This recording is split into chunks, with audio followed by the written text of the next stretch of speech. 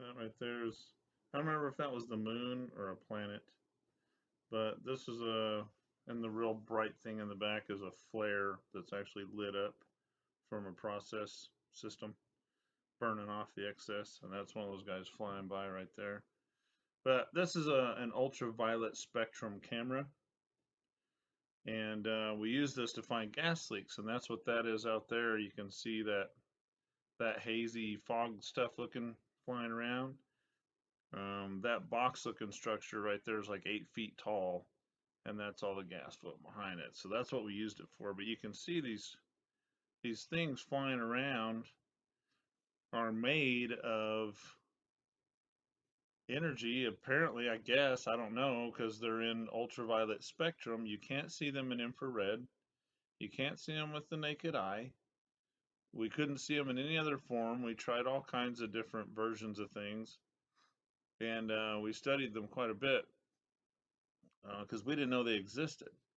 And the ones we saw the most varied in size from like the size of a grapefruit to the size of a trash can. But we did see one that was about the size of a small car that dove straight into the ground, and they fly in and out of the ground and through solid objects like they're not even there. But they also interact with each other. So even though they don't actually exist to the naked eye, you can't see them. They see each other, and they'll like avoid each other while they're flying by or whatever you want to call that. They move like they're swimming, but they're actually, you know. So even though they don't exist in a physical form that we're able to see, they at least have enough intelligence to do controlled flight patterns and interact with each other. How that's possible without a physical brain, I couldn't tell you. I don't know if they're spirits or aliens or what. You can only see them in ultraviolet spectrum. And you can slow these videos down to frame by frame and catch them flying by, but they you can't see any detail of anything. They all look like a string of pearls, just a red and black string of like, I don't know, like balls, like ping pong balls or something. And we did actually share this stuff with some people at NASA, and they thought it was really cool. And they said they didn't know nothing about them either, but they do have access to the same kind of camera equipment. And they said in their free time or on weekends or whatever that they play with this as a hobby.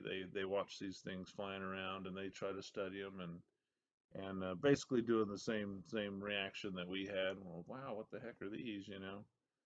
And they're really cool, and they interact with you also. Like if you're standing there and they're flying at you, they can actually pass right through you. They pass right through concrete, whatever.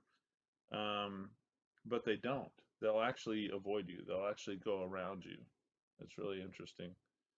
Um, and yeah, that was one flying by pretty quick.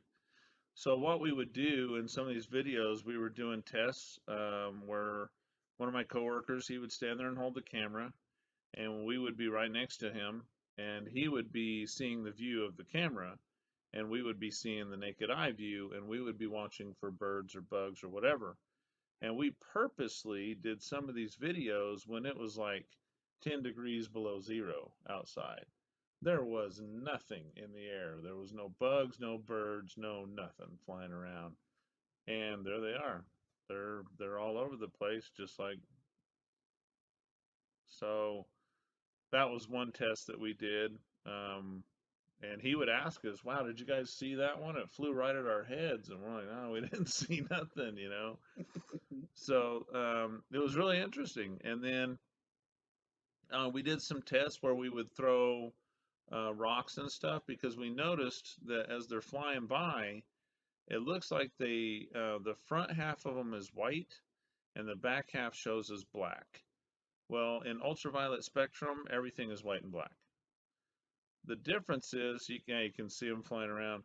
The front half is like white and the back half is black. But on other stuff, if we threw rocks or any solid things or bird flew by, it would be leading with black half, and the back half would be white. Everything else was opposite. Anything that was a solid material thing that you could see with the naked eye, it was reversed. Hmm. So that was really interesting also. So we did some different tests. We threw rocks and captured it with the camera and things like that to learn those things about this stuff. Um, but we wanted to get plenty of examples of these. We were hoping to get nice close-up shots of some of them, so maybe we could stop frame by frame and we could zoom in and see detail. Maybe see a little face or some machine-looking structure or anything, whatever. And so we tried to get a bunch of footage. Um, and like I said, you can watch it and do that yourself, see what you can see.